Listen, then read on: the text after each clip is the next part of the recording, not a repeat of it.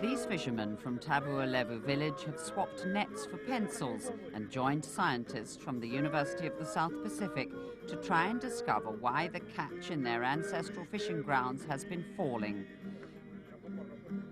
They've been so successful, they've been given a new UN award, the Equator Prize, for their contribution to conserving biodiversity.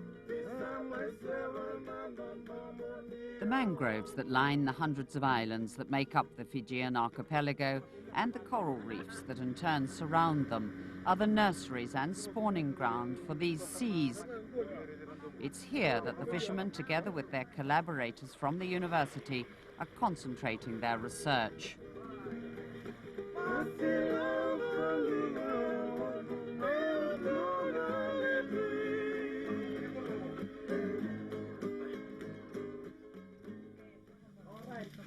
Inside.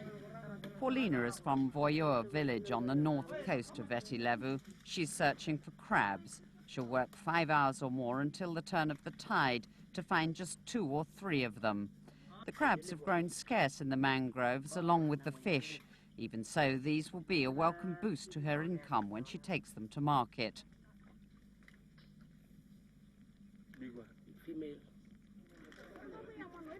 Falling catches encourage fishermen of all kinds to find a sale on the footpaths around the main market area, thereby increasing their meagre profit by avoiding the market middlemen. There could be many reasons for the lack of fish. The runoff from the giant cane fields pose a particular threat.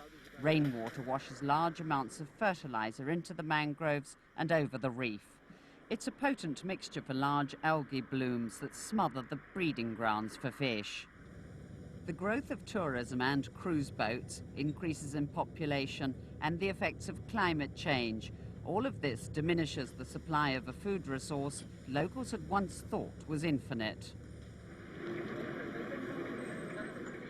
Tabua on the King's Road between Raki and Lautoka. The constant traffic shatters the silence. So too does the busy market, with its combination of Indian farmers and traders doing deals with Fijian fishermen and landowners. But this is also a gold town. There's mining in the hills nearby, and this has created yet another hazard for the marine environment. For as long as the mine has been operating, local workers have taken dynamite from the stores and used it to blast the fish out of the sea. It does increase fish catches, but only in the short term. From only one jelly and one detonator, you can get about $1,000 or $1,000+. So that's why they think that using dynamite is very good way of, or quick way of fishing. Back in Tabualevu, the rules are different. The paramount chief of the village is the principal landowner and guardian of the fishing grounds, which have fed his people for generations. But here too, fish stocks appeared to be in decline. In an effort to establish why, the chief welcomed marine and ecology scientists from the University of the South Pacific. A workshop in the village hall explains to the fishermen that indiscriminate use of dynamite will destroy the entire marine environment. They're determined to outlaw the illegal practice of dynamite fishing.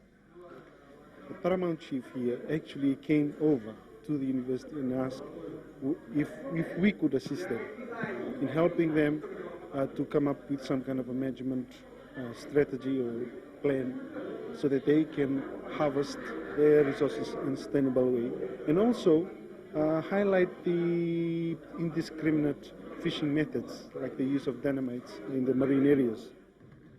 The fishermen are discovering more about the habits of the fish they will one day catch by monitoring the reef.